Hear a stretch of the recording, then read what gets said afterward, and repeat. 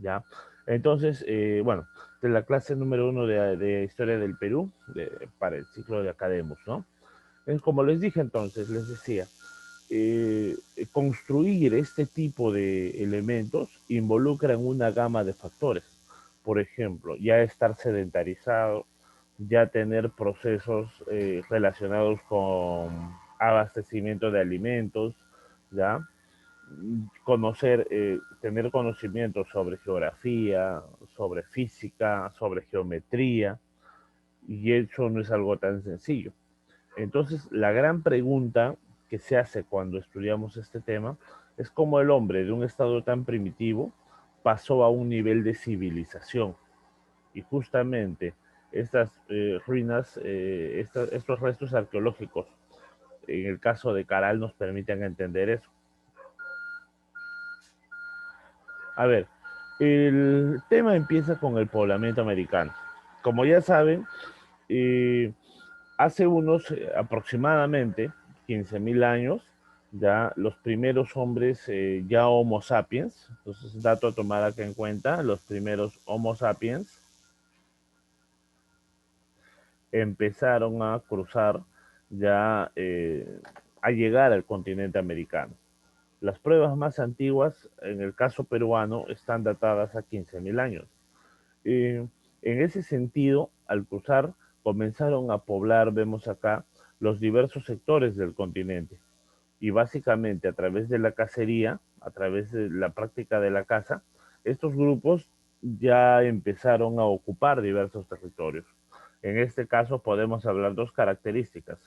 Todos los humanos que llegan, que pueblan América, ya todos pertenecen al grupo de Homo sapiens. Ninguno llegó de otra especie. Lo otro que podemos señalar, a ver chicos, aquí sí, me imagino que ya han leído parte de la separata. ¿Qué tipo de economía desarrollaban estos primeros habitantes de América? ¿Mm? A ver chicos, los leo en el chat. La pregunta es, ¿qué tipo de economía desarrollaron estos primeros habitantes de América? A ver acá, ¿qué dice? ¿Que no hay nada? Cazadores recolectores, ya. Muy bien, Víctor. Eran cazadores y recolectores. Pero esa es la actividad. Acuérdate que eso está englobado por un tipo de economía, ¿ya? A ver, vamos a ponerlo acá. Eso se llama economía de, vamos a ponerlo acá ya. Eso se llama economía de subsistencia. Y dentro de la economía de subsistencia hay dos actividades, que son la caza y la recolección. ¿Ya? Entonces, ¿qué significa una economía de subsistencia? No es otra cosa que una economía de supervivencia, una economía en la cual se vive del día a día. Ahora, ¿por qué? Porque estos señores todavía no tienen mecanismos, ya no conocen mecanismos que permitan un prolongado almacenamiento de alimentos. Por lo tanto, estos señores, a ver, por ejemplo, imagínate que cazas, imagínate que tú eres un buen cazador, ¿ya? Y cazas 20 conejos, pero tú te comes un conejo por día. Entonces, en 5 días ya te comiste 5 conejos, pero los otros 15 conejos en 5 días ya van a estar pudridos, pues. Ya su carne va a ser, no, va a tener un sabor amargo, entre otros. O sea, ya su carne se va a pudrir en ese sentido. Por lo tanto, de nada te sirve cazar demasiado, ¿ya? Porque esta carne no te va a durar mucho. A eso se llama, las condiciones que existen en este momento te obligan a simplemente limitar tu cacería a lo que necesitas en el día a día. Por eso se llama economía de subsistencia. Veamos. como vemos aquí, el hombre tuvo que adaptarse, ¿no? A los contextos. Por ejemplo, en el hemisferio norte, la cacería de mastodontes, tuvo que, como te dije, adaptarse a lo que encontraba en cada uno de estos territorios, ¿ya? Y también los peligros, ¿no? Que va ubicando a medida que va ocupando el territorio americano. Bueno, acá encontramos las principales rutas que han sido motivo de análisis en el desarrollo de estos pueblos. Por ejemplo, ya tenemos acá la famosa teoría, lo que está de azul, que sería la teoría asiática de Harlica, ya tenemos la teoría australiana de Méndez Correa, la teoría oceánica de Paul Rivet y una teoría que hoy día se complementa, ya que hoy día se complementa, es la teoría solutrense. Veamos. Por ejemplo, la Florentino Mellino es un hombre de origen checoslovaco, pero que vivió en Estados Unidos. Perdón, disculpen. Una de las primeras teorías que surgieron en América fue la teoría de un señor llamado Florentino Mellino. Ya, esta teoría hay que tenerlo en cuenta. Hoy día básicamente está invalidada. ¿Ya? Este señor que planteaba de que en las llamadas pampas argentinas, ¿ya? Había surgido un tipo de humano llamado el Homo pampeanus o el hombre de la pampa, y que de la pampa argentina este señor había poblado otros lugares. Pero hoy en día lo que se ha demostrado es que las pruebas que este señor presentó no correspondían propiamente a un humano, básicamente los huesos. Y por eso es que esta teoría, como hemos dicho, esta teoría, dime Liliana, claro, ya a economía simple, estás poniendo para el caso de economía de subsistencia, ¿no? Sí, pues es una economía bastante sencilla, ¿no? Que se basa, es una economía, la economía de subsistencia es una economía propia de pueblos primitivos, es una economía propia de pueblos primitivos, sí podríamos llamarlo simple o sencilla, ¿no? Pero es de supervivencia, ¿ya? A ver, entonces como decíamos, ¿no? La teoría de este señor está invalidada, pero en el examen de admisión de Villarreal se suele considerar a veces lo que propuso, a veces, no es tan recurrente ya como en otros tiempos. Ahora, lo que sí tiene valor son las teorías inmigracionistas. Ya, esto sí es lo que impera en este contexto. Profesor, ¿y por qué impera? Porque como ya dijimos, está demostrado que el hombre no vino, o sea, el hombre no surgió en América. O sea, el hombre vino de otro continente. Entonces el hombre proviene de otro continente.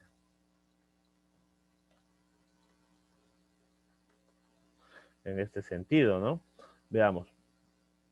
Una de las básicamente la teoría más importante es la que hace ya 120 años propuso este señor llamado Alex Harlica. ¿Qué proponía este señor? Proponía de que desde la zona norte, en lo que hoy día se llama, hoy día este lugar que vemos acá, se le llama Estrecho de Bering, pero hace unos 10.000 años, esto estaba, debido a la glaciación, esto se encontraba descubierto y muchas veces se observaba el paso de tierra, o sea, la forma geográfica, y por ahí cruzaron una serie de personas. Lo que Harlica planteaba, lo que Harlica planteaba era algo peculiar, ¿no? Él decía que los seres humanos vinieron por acá y que aquí encontraron una especie de pasadizo, una especie de corredor libre de hielo. Y efectivamente, pues ese corredor ha existido. ¿Ya? Entonces, lo que se sabe es que él planteaba este tipo de ruta. Ya posteriormente surgieron complementos a su teoría. Hoy día lo que se ha planteado es que algunos hombres, debido a que ya conocían la navegación, ya lograron venir por las costas y a través de las costas lograron llegar hasta el continente americano. ¿Ya? Lo que Harlica propuso es esto y hoy día lo que se plantea es esto. ¿Ya? Entonces, Lo que se sabe muy bien es que las pruebas más antiguas del hombre en América están ubicadas de gente que ha venido de este sector asiático. Aquí vemos a Jarlica, acá vemos, por ejemplo, sus... eh, él para sustentar su prueba estudió mucho a los habitantes, especialmente de este sector, de lo que hoy día llamamos Alaska. Por ejemplo, acá puedes ver, ¿no?, el corredor libre de hielo, entre otros. Como estos señores que practicaban una economía de subsistencia en su deseo de cazar mamuts, de cazar renos, entre otros, lograron cruzar. O sea, básicamente estos señores no se ponían a pensar qué estaban haciendo, ¿no? En determinado momento, persiguiendo a los animales, ya estaban en América. No tenían bien en claro esto, ¿ya? Y un detalle muy importante para entender cómo es que, mira, por ejemplo acá, ¿no? Cómo es que los hombres en su actividad de cacería llegaron a este continente, ¿no? Pero un detalle muy importante para tomar en cuenta esto es los hallazgos. ¿Ya? Y especialmente las puntas líticas cobran una importancia acá. Por ejemplo, ¿no? A estos antiguos habitantes se les denomina paleoindios. Ahí vemos, mira, cómo cazaban ya renos, mamuts y renos, y cómo utilizaban parte de sus osamentas, de sus huesos, para adornarse, decorarse y abrigarse. Ya vemos aquí fotos que Harleka tomó hace ya más de 100 años en el sector austral, en el sector de Alaska, ¿no? Y un detalle es que él entendió que estos pueblos no habían tenido mucho mestizaje con pueblos modernos.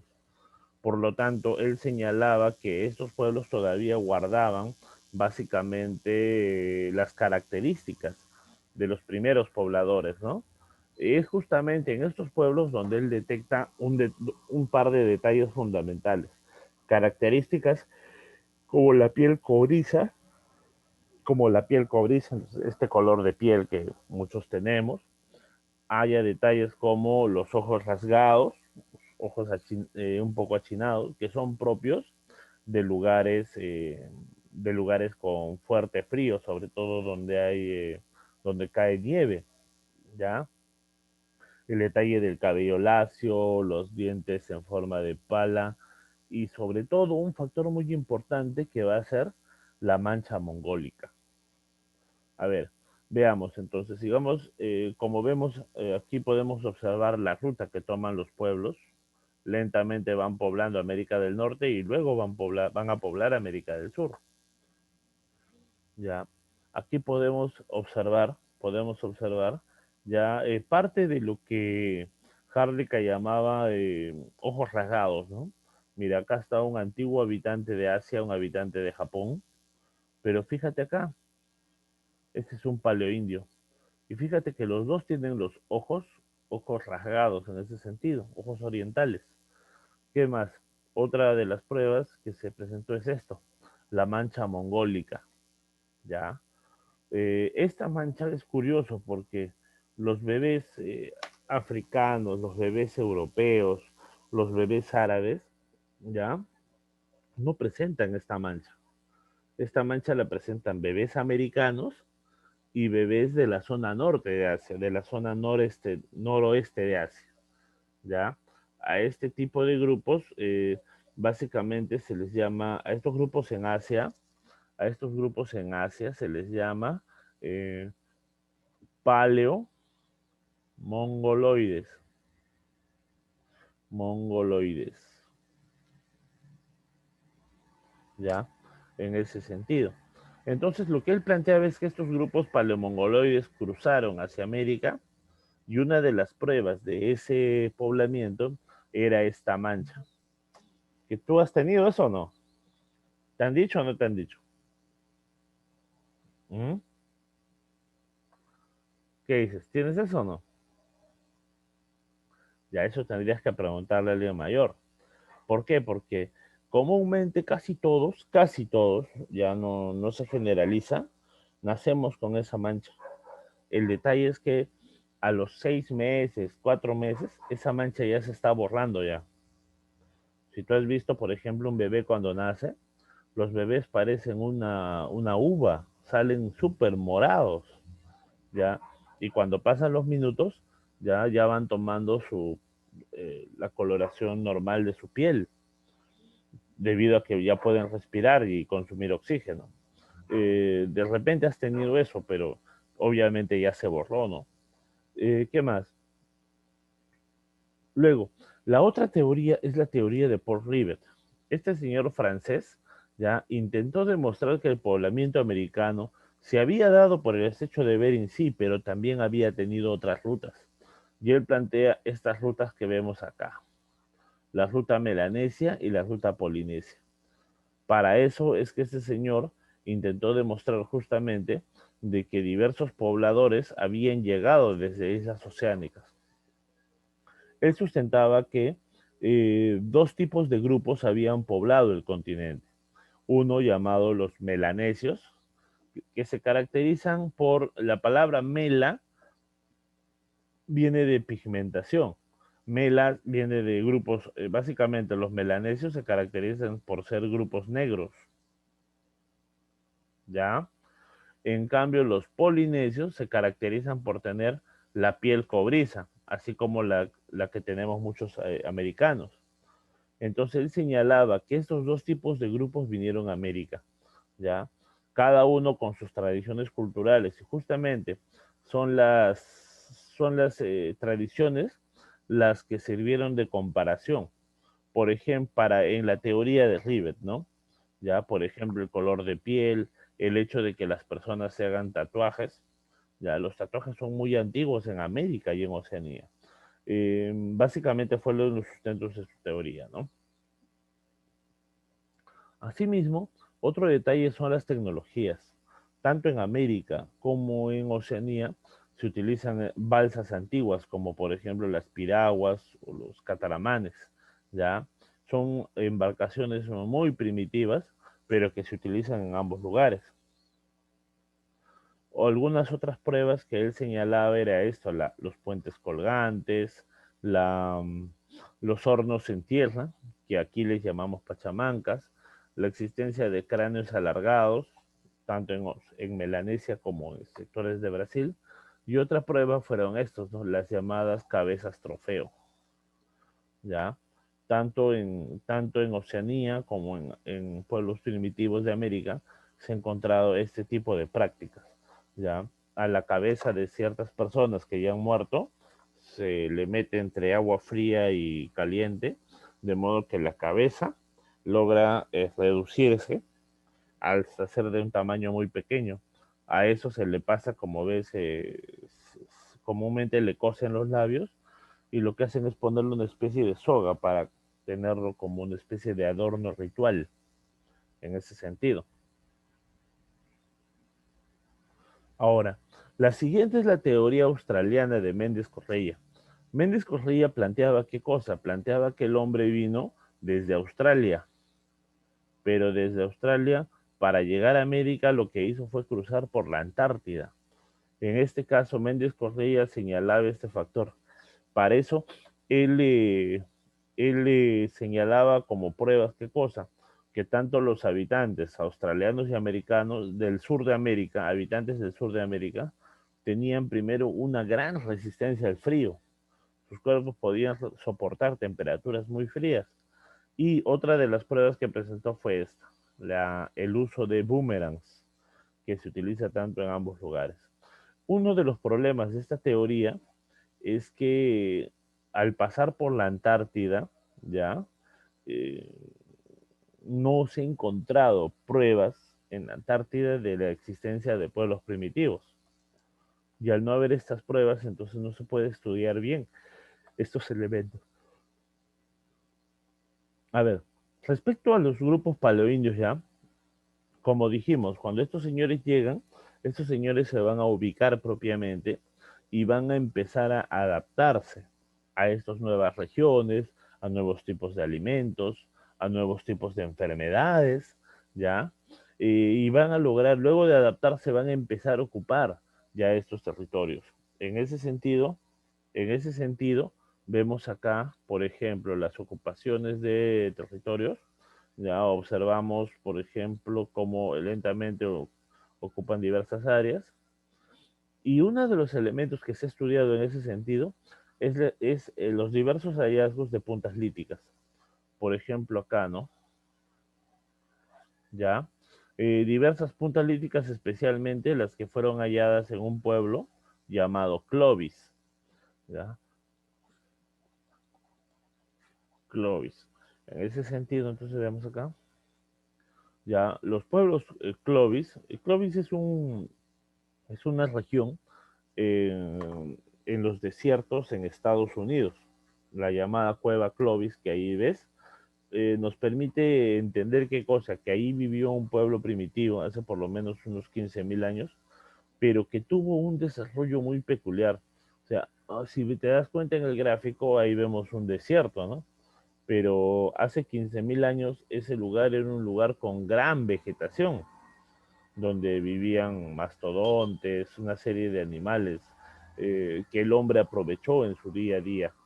Justamente en ese tipo de lugar donde vivían esos animales es que el hombre desarrolló una serie de puntas líticas que le permitieron la supervivencia. Eh, Otra teoría, justamente aquí viene un problema, ¿no? ¿Por qué? Porque hoy en día se ha encontrado, hace unos 100 años se pensaba que el pueblo de Clovis fue el primer pueblo que llegó a América y que logró establecerse, ¿no? Pero ya se han encontrado puntas más antiguas que las del pueblo Clovis, lo cual plantea nuevas teorías. Por eso es que para entender esto se hizo esta teoría llamada la teoría solutrense. ¿Y qué nos plantea esta teoría solutrense? Nos plantea que un grupo de personas de Europa logró cruzar hasta América, ¿ya? Logró llegar, pero no en cualquier momento, llegó en la etapa de glaciaciones, ¿ya? Y estos señores se valieron de su capacidad, tanto para la supervivencia del frío, como para sobrevivir a partir de la caza de animales marinos. Como vemos, estos señores lograron cruzar entonces, ya muchas veces bordeando los casquetes polares, de modo que llegaron a América y en América empezaron a desarrollar una serie de tecnologías líticas. Ya, como te dije, ¿no? Hoy día lo que se plantea es qué cosa. Se plantea que la ruta más aceptada es la ruta de Alex Harlika, ¿ya? Pero no la ruta original. Lo que se plantea es que los pueblos primitivos llegaron, pero a través de las costas, básicamente a través de la navegación. Y eso nos permite entender que la navegación y sobre todo el consumo de recursos marinos fue muy importante en el desarrollo del poblamiento americano. Aquí vemos, por ejemplo, bueno, parte de estas travesías, ¿no? Y un detalle es que el hombre americano va a generar tantos pueblos, ¿ya? Que eso va a generar una diversidad, una amplia gama, ya, de tradiciones culturales en este sentido, ¿no? Luego, ya a partir de esto ya analizamos el poblamiento americano, ahora vamos a ver el poblamiento peruano en este sentido. Y la primera etapa, cuando hablamos de poblamiento peruano, la primera etapa en el desarrollo del poblamiento americano va a ser el periodo precerámico, ¿ya? ¿En qué sentido, no? La palabra a ver, entendamos que precerámico, ¿qué nos indica? Nos indica la existencia de la etapa de pueblos primitivos, ¿ya? ¿Se entiende? ¿Se entiende, jóvenes? ¿Ya? La etapa de pueblos primitivos. Profesor, ¿pero qué tiene que ver el nombre precerámico en ese sentido? ¿Ah? ¿Qué tiene que ver el nombre precerámico en ese sentido? Ya, entonces acá hay un detalle. Lo que pasa, jóvenes, es que en América, a ver, tú sabes que en América los pueblos en general, hasta la llegada de los españoles, muchos de ellos no tenían escritura. Y al no tener escritura, por ejemplo, los incas no tenían escritura. ¿Se puede decir que los incas eran un pueblo primitivo? ¿Tú qué dices? ¿Mm? ¿Se puede decir que los incas eran un pueblo primitivo? Pues no, pues no. Los incas tuvieron grandes construcciones, ya formaron todo un sistema estatal bastante peculiar. Entonces no se puede decir para nada, no se les puede decir un pueblo primitivo, ¿no? Ese es un gran error. Lo que pasa es que en Europa ya se manejaban estas ideas a inicios del siglo XX. Por lo tanto, eh, a ver, en Europa, en Asia, se consideraba que los pueblos primitivos eran aquellos que no tenían escritura. Pero acá en América la cosa ha sido diferente, por lo tanto, no se puede considerar la escritura como un elemento para medir el desarrollo de un pueblo. Por lo tanto, en base a esto, al no haber escritura, otro elemento que se ha tomado en cuenta para eso es la cerámica. Profe, ¿y por qué la cerámica? Porque sucede que la cerámica se hace principalmente en un horno a través de un taller. O sea, un ceramista es una persona especializada en esta actividad. ¿Eso qué nos indica? Nos indica que para que haya cerámica ya debe haber un pueblo sedentario. Para, para que haya cerámica ya tiene que haber necesariamente, por ejemplo, almacenes de alimentos. Si no, el maestro que hace cerámica, ¿de qué se va a alimentar? Para que haya cerámica ya tiene que haber agricultura en ese sentido, ya tiene que haber conocimientos tecnológicos de ciertos recursos. En ese sentido, entonces, la cerámica obedece, la aparición de cerámica obedece a un nivel, ¿ya?, de desarrollo de un pueblo. O sea, corresponde a un pueblo que ya se está transformando en una civilización. Por eso es que la cerámica, los pueblos que no que carecen de cerámica, a ellos los podemos llamar primitivos. Entonces la cerámica se vuelve un indicador para ver en qué desarrollo tuvieron ciertos pueblos. Por ejemplo, acá, ¿no? Como vemos, cuando el hombre americano llega, el hombre americano va a tener que adaptarse a los diversos entornos que el Perú va presentando, ¿no? Ya la cordillera misma, la cordillera de los Andes, genera grandes retos muy difíciles de superar. Acá, por ejemplo, mira los diversos ambientes a los que se tuvo que acondicionar, ¿no? Por ejemplo, las zonas altoandinas, que eran bastante recurrentes, ¿no? Profesor, ¿y por qué el hombre sube a estos lugares? Principalmente para cazar camélidos. Los camélidos, sobre todo los camélidos silvestres, la, básicamente la vicuña, el guanaco, viven en las zonas más altas, ¿ya? Aquí el hombre mira cómo se ha ubicado en las zonas altas de las montañas, en las zonas de selva y en las zonas de la costa, en ese sentido. Vamos a ver acá un momentito. Ya, ya. ¿Qué más? Aquí podemos observar, mira, una comparación, ¿no? Una comparación del tamaño que llegó a tener, por ejemplo, que llegó a tener un hombre común respecto a lo que llamamos o denominamos, acá está el hombre común, y lo que llamamos megafauna, pues, ¿ya? Animales como el esmilodón o tigre diente de sable. Por ejemplo, aquí vemos los caballos primitivos, vemos acá los mastodontes, debajo el armadillo gigante, el, el perezoso terrestre de tamaño gigante, pero lo que principalmente existió acá en el Perú fue este último animal, el llamado megaterio, ¿ya? Durante este desarrollo, ¿qué observamos? Observamos que predomina una economía de subsistencia, ya hay una forma de vida de pueblos primitivos que le llamamos bandas. Dijimos que las bandas eran los pueblos primitivos más antiguos en la historia de la humanidad.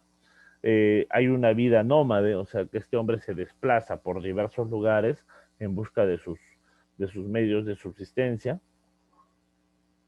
Y aquí podemos ver parte de sus actividades, ¿no? Ya aquí puedes ver, por ejemplo, mira la cacería y los diversos peligros que la cacería genera, por ejemplo, ¿no? Aquí vemos algunos elementos de la megafauna, como vemos el mastodonte, el esmilodonte, el megaterio, entre otros. Y aquí podemos ver ya la presencia de un primer periodo, el llamado periodo lítico. Se le llama así porque es un equivalente al paleolítico que existió en Europa y Asia. ¿Qué podemos ver acá? Podemos ver conocimiento, una cultura incipiente y una economía de subsistencia, ya herramientas de piedra y ya la cocción a través del fuego. Eran nómades, trogloditas. Trogloditas significa que viven en cuevas, ¿ya? Se cubren con pieles. Y esto ocurrió desde fines del Pleistoceno hasta los inicios del Holoceno. Aquí podemos observar algunos de estos pueblos importantes que se han ubicado en estos sectores. Por ejemplo, el arte rupestre hallado en Toquepala, ya estos humanos ya son cazadores recolectores y sobre todo utilizaban tipos de puntas bastante especializadas, como en el caso del hombre de Paiján, en el caso de la Auricocha ya realizaban una serie de entierros rituales, ya en el caso de Guitarrero ya observamos el tallado de piedras, ya, y en el caso de Chivateros, por ejemplo, de aquí, en la zona de Chivateros en Lima, básicamente iban a extraer piedras como materia prima para hacer puntas más estilizadas. El hombre más antiguo que se conoce hasta la actualidad es el hombre de Piquimachay. ¿Qué se ha hallado? Mira, aquí en estas cuevas que vemos acá, en Ayacucho, es donde este señor llamado Richard McNish estudió esta serie de hallazgos. Y básicamente encontró una serie de piedras. Eh, Básicamente la piedra era un referente, porque no se puede determinar la antigüedad de la piedra, pero al costado de la piedra hay una serie de huesos y sobre los huesos de animales, ahí sí se puede determinar una antigüedad, ¿ya? Es considerado el hombre más antiguo. No se han encontrado restos humanos, lo que se ha encontrado son piedras, líticos y restos de animales. ¿Sí? En Chivateros, como dijimos, era un lugar donde venían las personas a extraer material lítico para luego utilizarlo en sus actividades, en sus diversas actividades, como la caza. ¿Ya?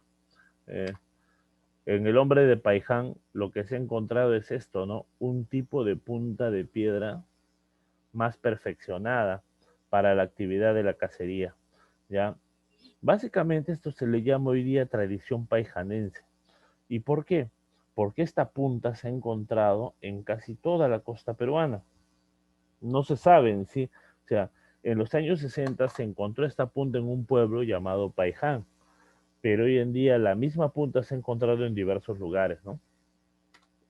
Aquí vemos a Toquepala, puedes ver abajo las llamadas cuevas de Toquepala, ya en la zona de Tacna, pero como ves están protegidas, ¿no? Y están protegidas justamente porque se están desgastando. En ese sentido, puedes ver a los costados la actividad de dentro de esta escena se puede ver una actividad, que es lo que ves abajo, ¿no? El chacu, que es acorralar a los animales para luego cazarlos. Hoy en día se hace para extraer principalmente su lana. Y en la cueva de la Oricocha ya se encontró este tipo de artes rupestres donde se ve claramente, ¿no? A una serie de personas en actividad de cacería. Ya en las cuevas de la Auricocha en Huánuco se han encontrado las evidencias de este tipo de actividades, ¿no? También de este periodo destaca otro hallazgo. Mira, aquí ves el famoso pueblo de Huacaprieta, un importante hallazgo que se empezó a estudiar a inicios de los años 60, claro, puntas bifaciales, ¿no? De los años 60. Pero ¿qué sucede, no? Sucede algo muy curioso.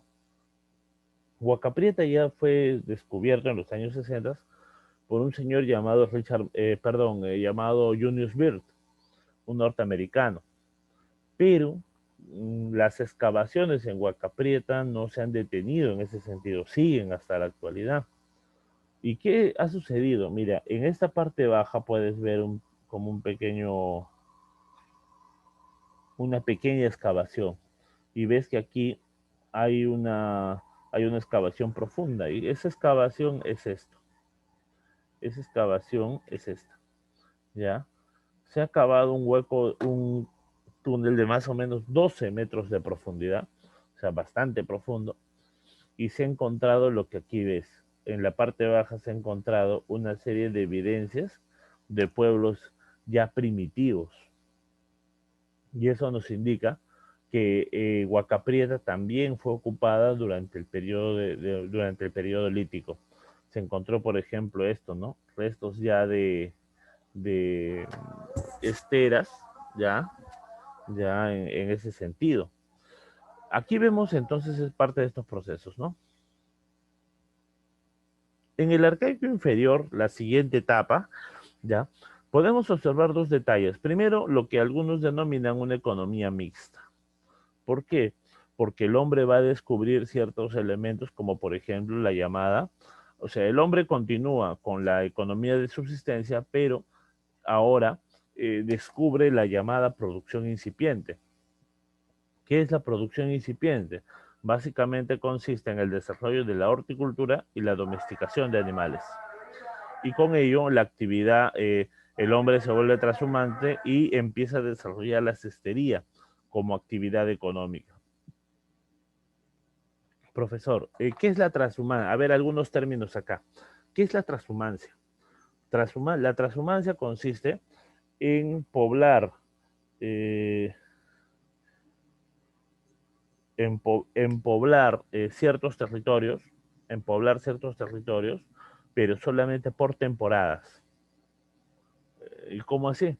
Por ejemplo, tú sabes que en la costa, en el verano, hace muchísimo calor. Ya nosotros vamos a la playa en el verano, pero en sí la costa es demasiado calurosa. Pero si tú vas a la playa en invierno, vas a darte cuenta, sobre todo si sales a las playas del sur, vas a darte cuenta que en esas zonas desérticas empiezan a crecer plantas. Y justamente algunos hombres del arcaico inferior venían en esas épocas de invierno a cultivar en esos lugares, ¿ya? Pero como en el verano todo ese calor acababa con los cultivos, acababa con los cultivos, es que estos señores volvían de nuevo a los lugares altoandinos.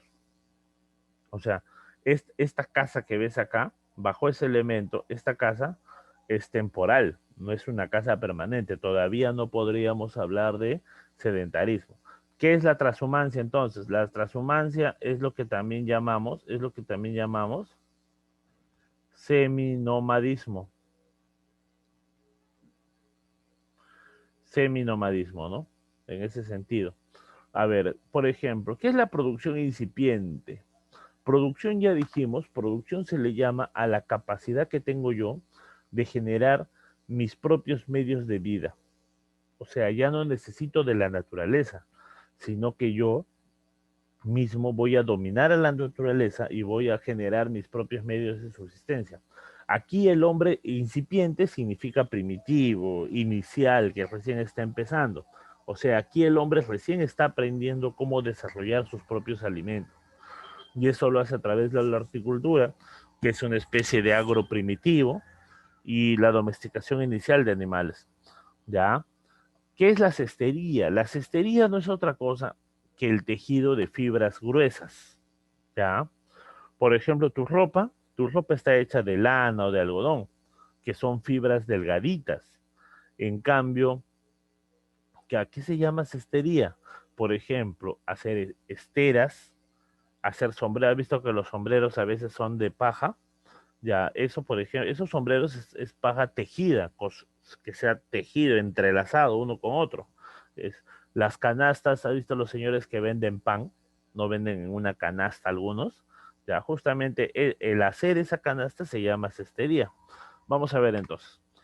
Aquí tenemos algunos habitantes, por ejemplo, acá está, mira, la cueva de Guitarrero, ¿no? Donde por ejemplo, en la cueva de Guitarrero se encontraron ya evidencias de prácticas de cestería. Tenemos ahí Huayhuamachay, por ejemplo, la domesticación de camélidos.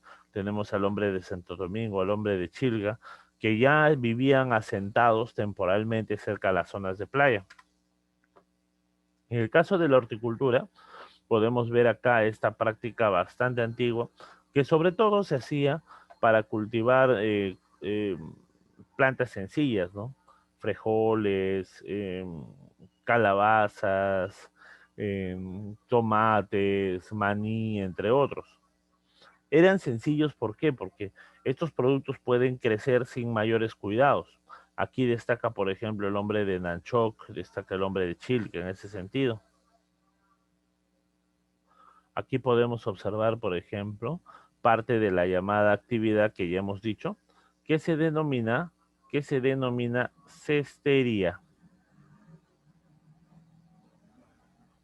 Aquí ves cómo el hombre ya está utilizando las fibras, ya, para hacer esteras, ya la está utilizando para hacer, por ejemplo, redes, ya redes para utilizarlas en la pesca, ¿no? Y ahí es donde destaca el hombre de Santo Domingo.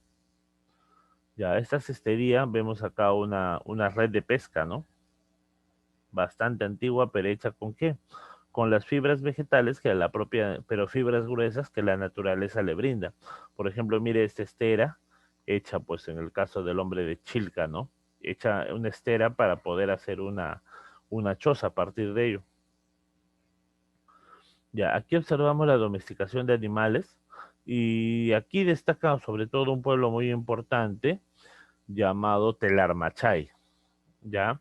¿Por qué? Porque en Telarmachay y en Junín se encontraron una serie de corrales que evidenciaban ya la domesticación, la más antigua domesticación de camélidos. Y en el caso de Piquimachay, la domesticación del cuy, ¿no? En el arcaico superior destacan algunos hallazgos importantes. Por ejemplo, ya la economía productiva. O sea, ya el desarrollo de una economía que permite producir alimentos permanentemente. Aquí ya destacan el agro y la ganadería, ya los hombres se vuelven sedentarios, surgen comunidades sedentarias y se va formando la civilización en sí y surge con ello la arquitectura monumental religiosa en esta etapa. A ver, veamos, por ejemplo, vemos que el hombre ya descubre prácticas agrícolas más avanzadas, empieza a desarrollar ya habitaciones semisubterráneas, lo cual implica que ya son permanentes. Y aquí destaca, por ejemplo, mira, dentro de la agricultura la llamada variedad genética empieza a desarrollar diversos tipos de cultivos. Podemos ver acá la arquitectura monumental religiosa. ¿Ya? Evidentemente, este patio subterráneo obedece a qué? Hay una serie de conocimientos más avanzados. Vemos que la arquitectura monumental religiosa surge ya en este periodo. Por ejemplo, aquí en el centro de Caral o por ejemplo en Áspero. Aquí ya tenemos Aguacaprieta, pero en una fase más superior. Aguacaprieta fue estudiado en los años 60. Aquí podemos observar, por ejemplo, el asentamiento de Aguacaprieta. Podemos observar, por ejemplo, la presencia de esto, ¿no? Los llamados mates pirograbados. ¿Qué es un mate pirograbado? No es otra cosa que una cáscara de calabaza, pero que con una piedra sumamente caliente, o sea, puesta al fuego, con una piedra se ha empezado a hacer los tallados que ves en estos lugares. ¿Y por qué es importante esto? Es una calabaza decorada, pero lo importante es que aquí observamos ya el surgimiento de ciertos grupos de poder. La pregunta no es si la calabaza cómo se decoró, sino por qué se decoró. Y esto, o sea, de las diversas chozas encontradas en este periodo, en una de ellas había esto, no en todas. Eso indica de que se está formando un grupo de élites que están empezando a tener mayor poder y por lo tanto ya están usando objetos diferentes. También se encontró esto que ves acá. Se encontró un telar, una tela, ya, y en esta tela se encontró este dibujo, ¿no? Un dibujo muy curioso, o sea, que al parecer es un cóndor, ya es un ave propiamente, lo que indica qué cosa, ya que ya se empezaban, o sea, ya hay un grupo de sacerdotes, de chamanes, que intentan verse diferentes y usar objetos diferentes a los que usa, a los que usan otros pueblos, ¿ya? Eh, ya, en ese sentido, ¿qué más observamos? Entonces, Huacaprieta. El otro ejemplo, otro de los importantes asentamientos de esa etapa es el pueblo de Kotosh, ¿ya? Y aquí observamos el famoso templo de las manos cruzadas. Eh, este asentamiento ya es muy, muy importante en el desarrollo del estudio de los pueblos. ¿Por qué? Primero, porque aquí ya observamos, mira, todo un templo semisubterráneo, puedes ver ahí las diversas imágenes, y dentro de este templo observamos, puedes ver aquí, observamos ya ventanas ciegas, puertas ciegas en ese sentido. O sea, esto ha tenido que ser planificado por alguien que ha desarrollado, por el que ordenó hacer la construcción. Ya esto no es tan sencillo de hacer, no se improvisa en el camino, se planifica primero. Lo otro es que en este templo se desarrollaba una serie de rituales y especialmente destaca esto, ¿no? La presencia de esta escultura hecha en barro denominado manos cruzadas, ¿ya? De ahí por eso es que al templo también se le llama el templo de las manos cruzadas, por ese aspecto.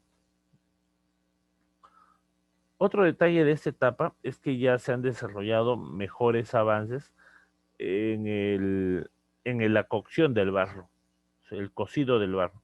Tú sabes que para hacer cerámica, la cerámica es hecha de arcilla, ¿no?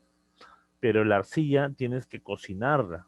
La arcilla o sea, no es que haces una vasija con el barro de arcilla y ahí queda, porque esa vasija le echas agua, se va a deshacer. Entonces esto tienes que meterle un horno. Y este horno tiene que calentar por lo menos a 700 grados centígrados, por lo menos. En tu cocina eso nunca lo vas a lograr. Tu cocina a lo máximo llegará a 150 grados. Eso solamente se hace con carbón, con soplando al carbón intensamente, logras conseguir esas altas temperaturas. Aquí lo que observamos es qué cosa, mira, una especie de muñeco, pero este muñeco al parecer fue quemado hasta los 600 grados, no llegó a 700, por eso es que no llegó a convertirse en cerámica. Pero aquí observamos que estos pueblos ya están experimentando con esto, ¿no? Ahora, algo que caracteriza al arcaico superior es la formación de la civilización. ¿Y eso qué significa? Que se van formando ya clases sociales, grupos sociales diferentes. ¿Y eso qué significa? Significa grupos con más poder y grupos con menos poder. Justamente la presencia de las manos cruzadas, de los diversos asentamientos, nos indican eso, ¿ya? Por ejemplo, este es el famoso pueblo de Bandurria, en el norte de Lima. Lo curioso, si te das cuenta, si te percatas, es estos puntitos como piedras. Básicamente, estos muros han sido hechos con piedras de canto rodado. ¿Qué es eso, profe? Las piedras de canto rodado no es otra cosa que las piedras de los ríos. Y el río más cercano a Bandurria se encuentra a una distancia de 1 kilómetro. Entonces, ¿cómo han hecho estos señores para traer tantas piedras? Y es básicamente porque un sacerdote les tiene que haber ordenado. Por eso es que ya hay un grupo que está teniendo más poder que otro. El caso de Caral es importante porque es el pueblo con mayor, más importante de este periodo, ¿no? Donde se ha encontrado una serie de hallazgos muy importantes sobre esto.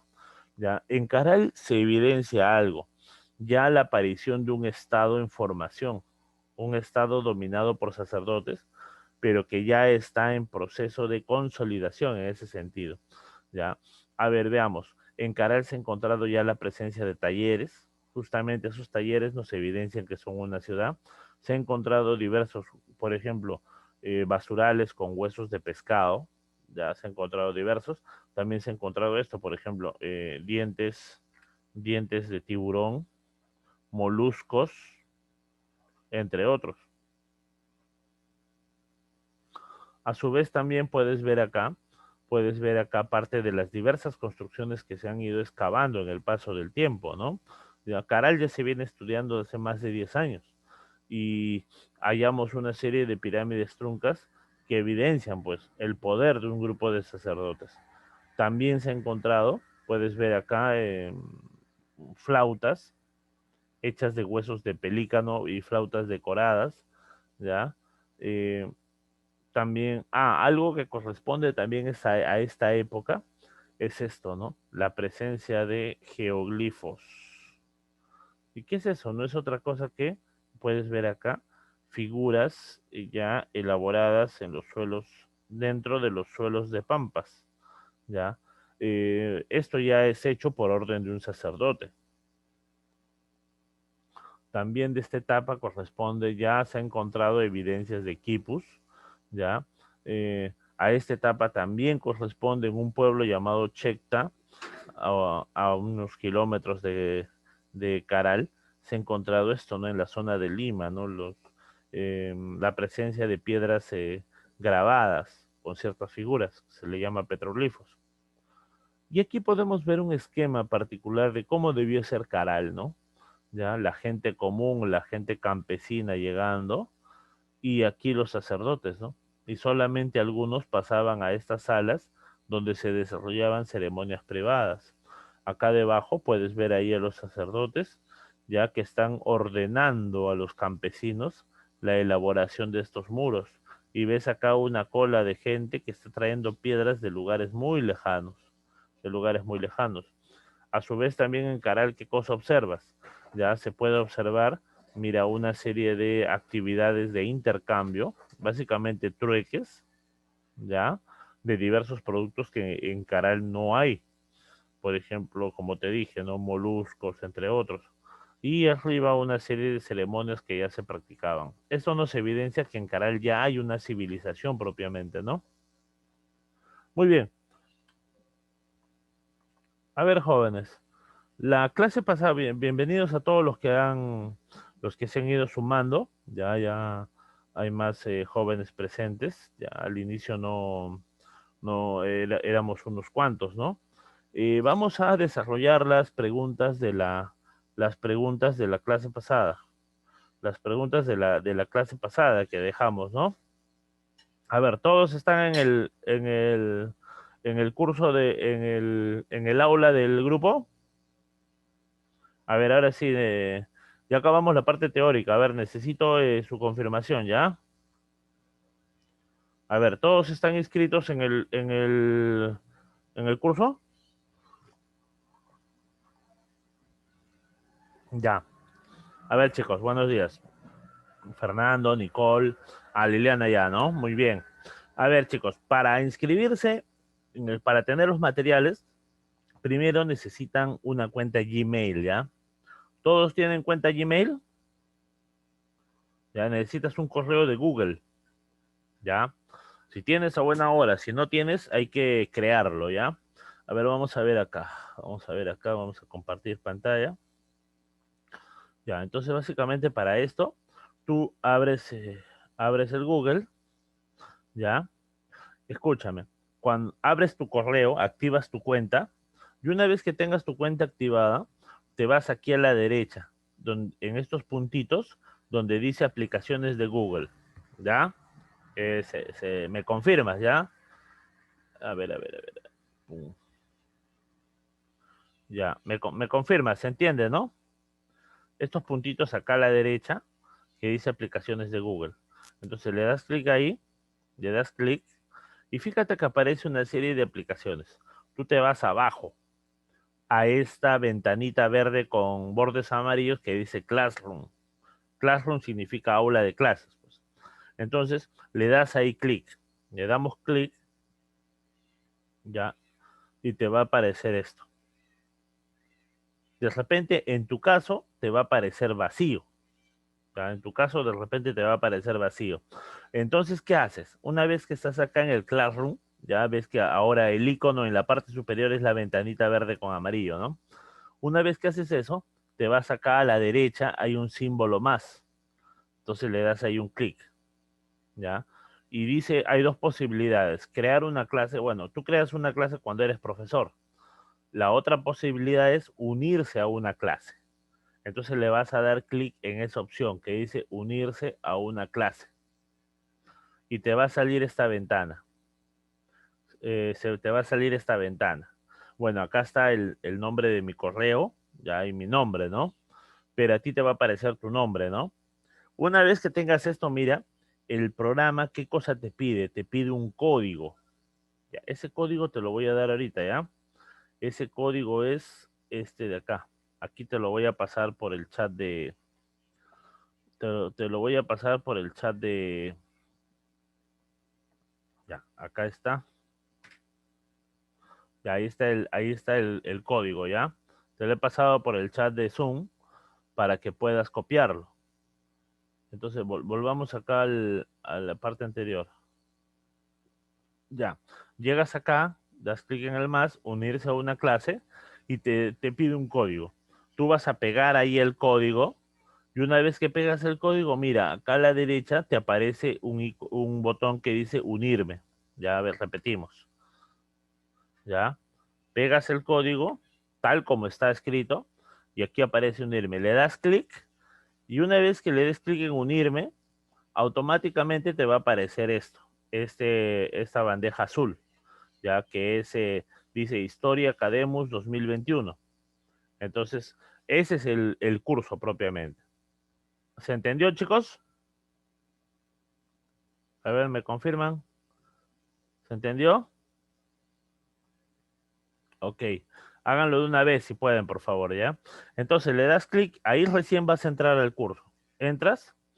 El, Aquí lo primero que dice tablón, ¿no? El tablón es así como un panel de noticias. Es como un panel de noticias, como los que aparecen en Facebook, ¿no? ¿Ya? A eso se llama tablón acá. Luego está trabajo, por ejemplo, ahorita dice personas, ya tenemos a varios inscritos acá, a varias personas inscritas, pero a nosotros nos interesa el trabajo de clase. Aquí está la clase 1 de HU, que ya colgamos la semana pasada. Aquí le das clic y ahí mira, tenemos los dos videos de las clases, los dos videos de la clase de lunes. Está la separata de HU Teoría, dice. Vamos a descargar los dos ya.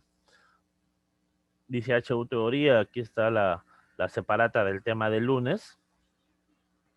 Y está, lo que nos interesa a nosotros es esto, ¿no?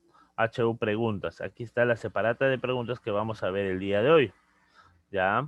Entonces ahí sobre esto vamos a hacer el análisis en la clase de hoy. A ver, vamos a descargarlo, ¿ya? ¿Cómo se descarga? Acá creo que es. Ya vamos a descargarlo. Guarda. Ya. Ahí podemos observar entonces este archivo. A ver, jóvenes, veamos. Vamos a desarrollar entonces las preguntas de la clase de la semana pasada, ¿ya? Perdón, de la semana pasada, no, del lunes. La clase que desarrollamos. Entonces ahí ustedes van a descargar. Hoy día acabada la clase, voy a cargar el archivo con las preguntas de la clase de hoy, que eso lo resolveríamos la próxima clase. Pero acuérdense, jóvenes, que quien va a dar examen son ustedes. Así que en sí ustedes son los que tienen que desarrollar esto, ¿ah?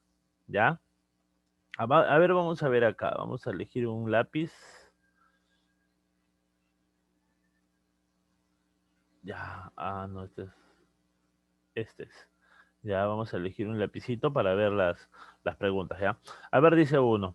eh, el, él es el periodo de mayor duración en la historia de la humanidad. ¿Cuál es ese periodo, jóvenes? A ver, dices, a ver, ahí me dicen la C.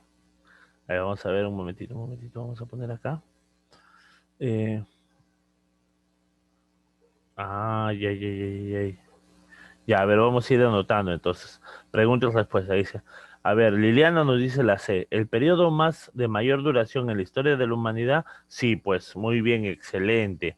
La uno, vamos a ver acá. Vamos a ver acá, un momentito. Anotar, anotar, este acá. Entonces la uno, está demasiado grande, está...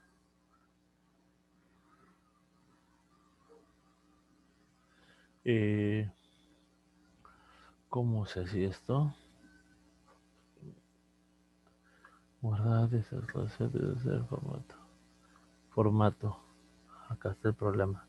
14, a ver. La uno vendría a ser la C, ¿no? A ver, dice, las primeras formaciones estatales son denominadas de qué tipo. A ver, la 2. La 2. Ya, a ver, escuchen. La palabra clerical no sería ya, Fernando.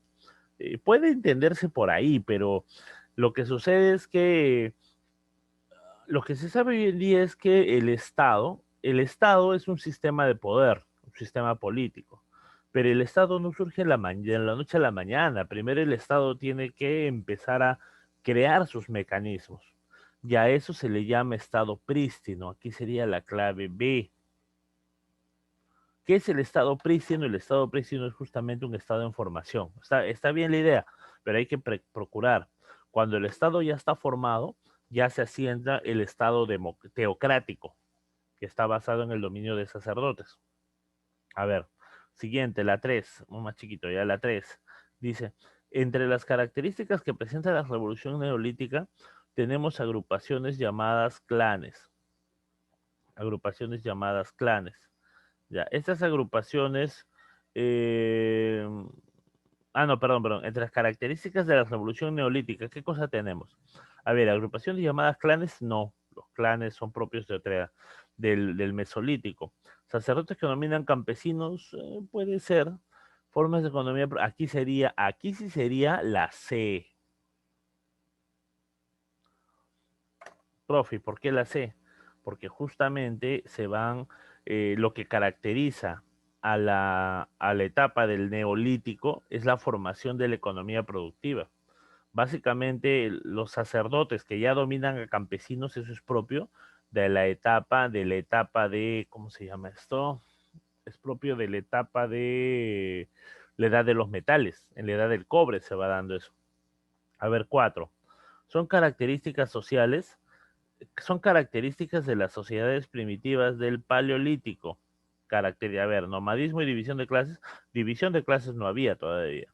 Producción de excedentes no hay. En el Paleolítico todavía no hay excedentes. Lo que hay simplemente es economía de subsistencia.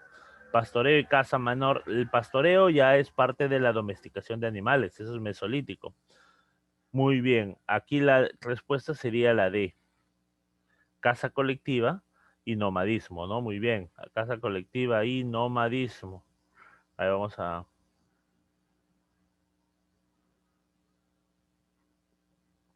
a ver acá, vamos a ver la 5.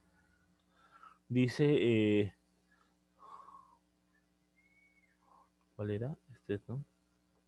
Ya, la 5, ¿no? Dice, son avances que se desarrollaron en el Mesolítico y en el Neolítico respectivamente. Ya, escúchame, cuando dice la palabra respectivamente significa que primero es la característica del Mesolítico y después es la característica del Neolítico. A ver, aparición de clases. Las clases no aparecen hasta ya edad de los metales. Arquitectura megalítica. La arquitectura no propiamente no se da en este periodo.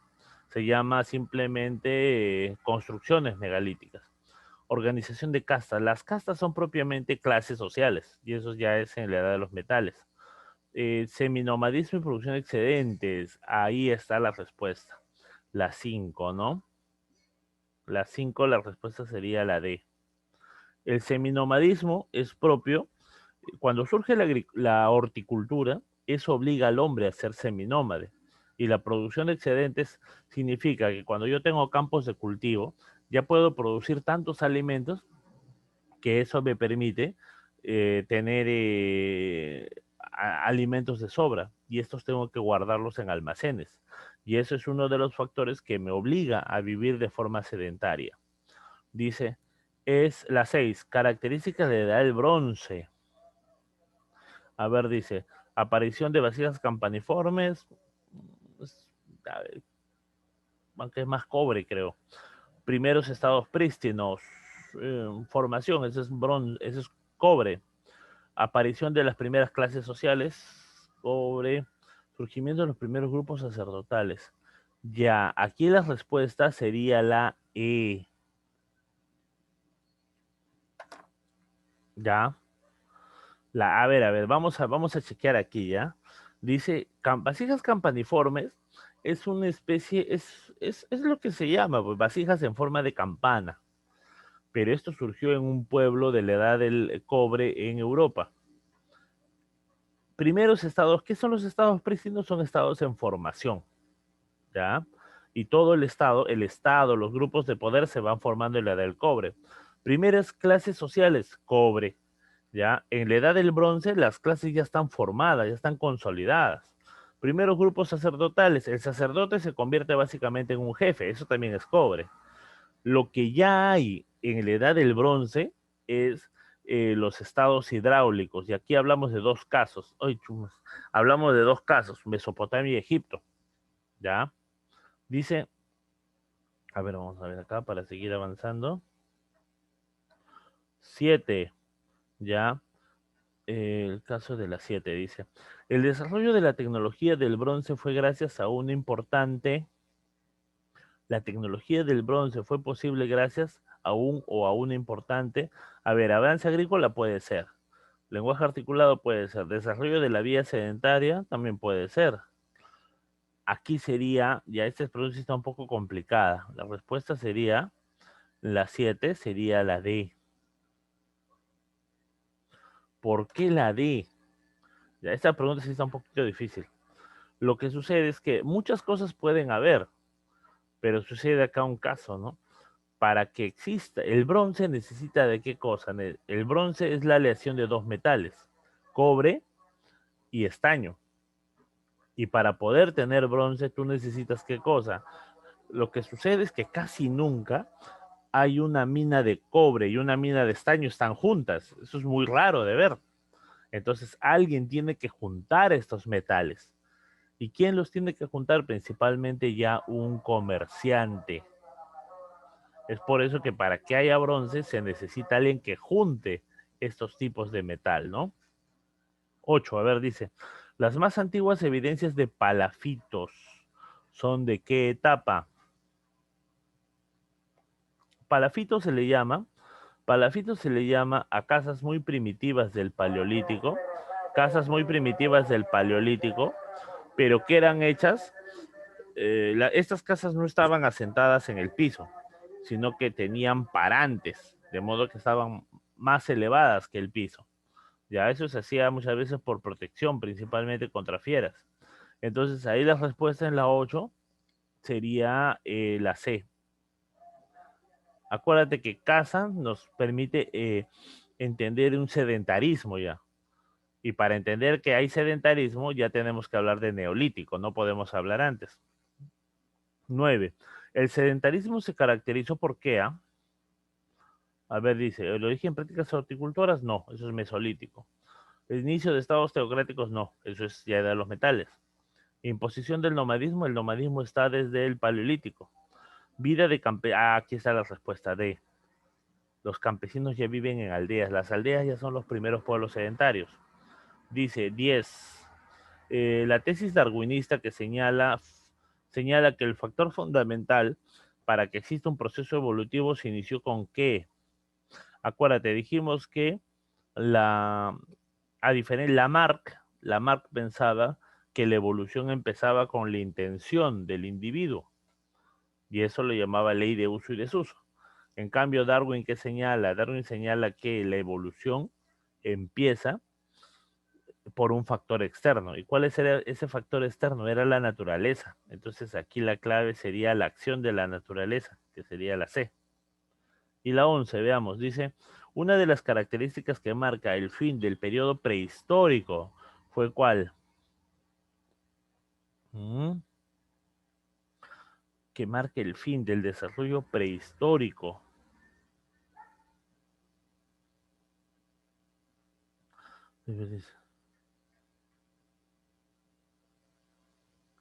Ya, a ver, a ver, a ver.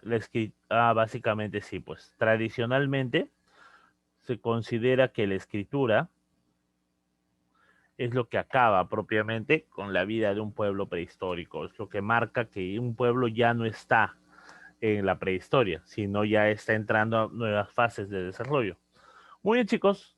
Entonces, a ver, por favor, inscríbanse al curso. Ya yo voy a colgar más tarde, voy a colgar las preguntas, la clase voy a colgarla también, la clase va a estar grabada. Voy a colgar la nueva separata de hoy día.